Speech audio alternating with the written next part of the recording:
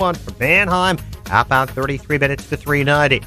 Stevenson now 52 minutes, 355 to Lakeshore Drive. The Ryan is 31 minutes from 95th to downtown.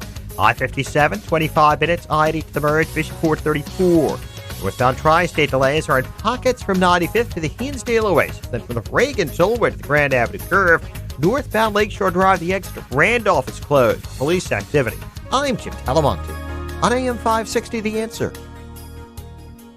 Chicago's Morning Answer continues next. Your official Chicagoland weather forecast from the 1 Hour Heating and Air Conditioning Weather Center. A couple of rain or snow showers passing through the area this morning, otherwise cloudy, and a high of 42. Currently 35. Next news at 7, and Chicago's Morning Answer with Dan and Amy continues next on AM 560, The Answer. Let's say you want to surprise your little one with a bike. eBay has lots of bikes. First bikes, mountain bikes, even really loud bikes.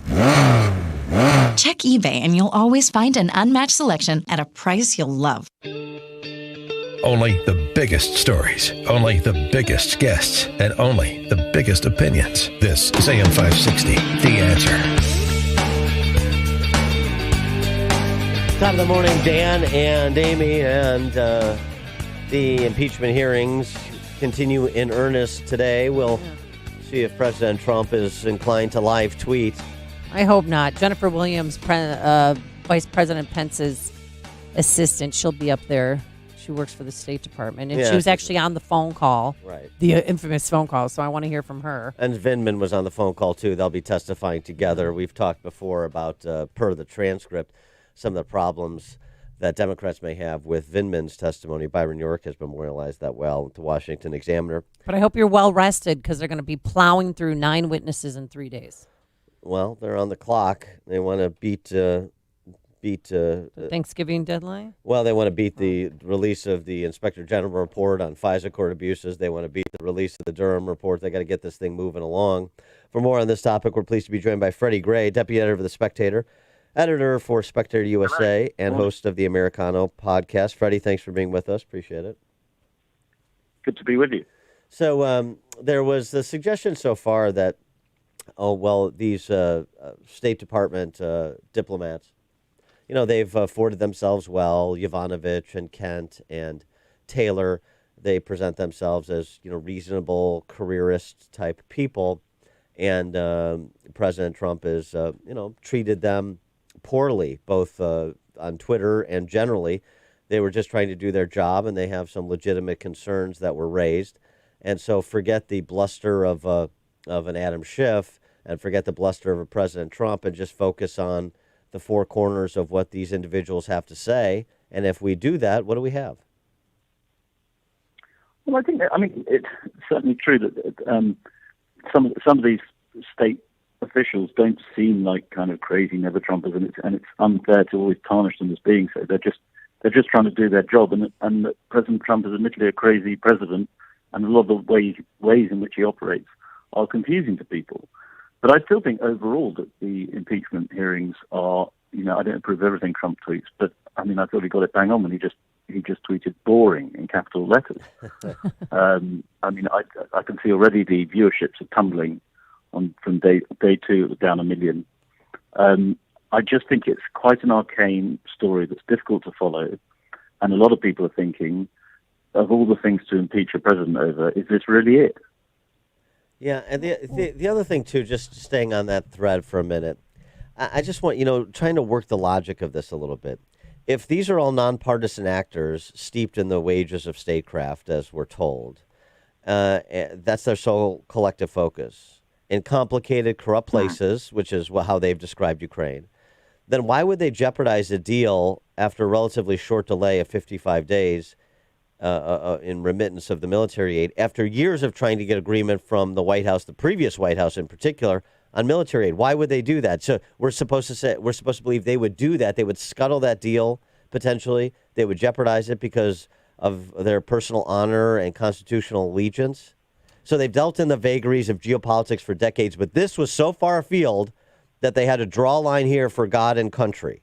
Is that what we're supposed to believe? It sounds pretty rum to me, as we say in England.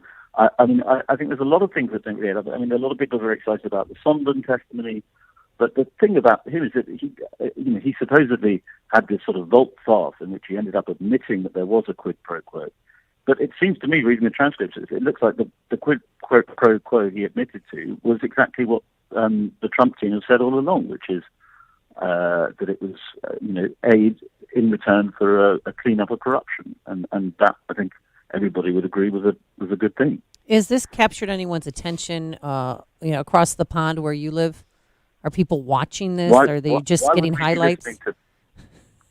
A little bit maybe, but why would we be listening to this when we can watch Prince Andrew making such a spectacular fool of himself over and over again? Well, that is true. That is pretty compelling television. Randy Andy is what he's termed over there, right? Yes, we're all very preoccupied with that over here. So do you think there's a chance he could get her? Oh, I'm sorry, sir. I interrupted you. Excuse me. No, don't worry. I was just saying the details of Ukrainian politics are not as gripping as Randy Andy for us.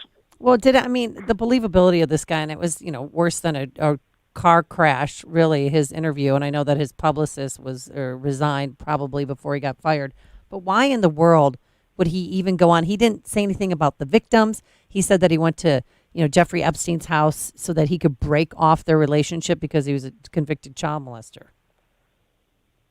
Well, I think it is one of the worst PR moves. I mean, the monarchy has had scored some pretty spectacular PR own goals in the last few years, and this is easily the biggest. I think there's a clear sense that the monarchy is not operating as well as it did in terms of generating positive spin. So what happens to him if he's not prosecuted? Does his allowance get reduced or something? I think they'll just try and keep him out of the public eye as much as possible, because he's just not very good at it. Is there a possibility, though, that he could get charged with this? I mean, the woman, Virginia, she said that they had sex 3 times while she was 16 and 17 years old.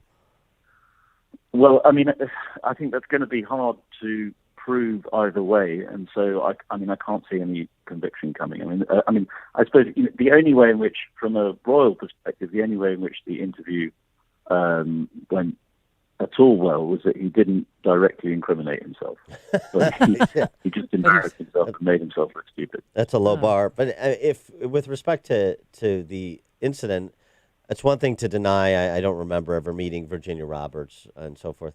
But if he was engaged in that sort of behavior, it probably wasn't a one-time event. Is there any suggestion that there are other women that will come forward, or that he has other legal exposure? Well, there's been rumours for a long, long time, but you have to take those with a pinch of salt. There's a lot of rumours about all sorts of royals, but yeah, I suspect we will see more stories coming forward, and the mysterious figure of Ghislaine Maxwell is the next big aspect. Speaking of all things British, this really seminal election that is just a few weeks away between Boris Johnson and Jeremy Corbyn. Can you handicap that for us, where that stands at this point? Well, at the moment, the polls seem to be suggesting that Boris Johnson, the Prime Minister, is going to win with a handsome majority. But everybody is taking that with a pinch of salt, because, of course, last time nobody saw the groundswell in the Labour vote, and the polls didn't pick it up. And I mean, in many ways, interestingly, the Labour vote is quite similar in the way it polls to the Trump vote.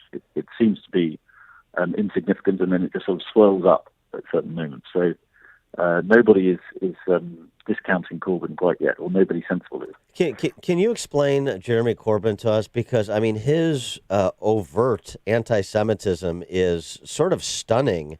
I mean, it would be like if Ilhan Omar was running for president in this country. I'm a bit befuddled how somebody who says the things he says, and frankly has other members of Labor saying similar things too, or singing songs about the similar things. I'm amazed that he would be even taken seriously. Well, perhaps a part of the British that Americans don't always understand is that we're very fond of incompetent and useless people, and we tend to look past their faults because they're so incompetent. And I think that helps group up. Well, that explains it. I knew there was a simple explanation, and there it is. Freddie Gray, deputy editor. So rubbish, you must be okay. That's a very British sentence. Freddie Gray, deputy editor of The Spectator, editor for Spectator USA, and host of the Americano podcast. Freddie, thanks for joining us. Appreciate it. Thank you. Great pleasure.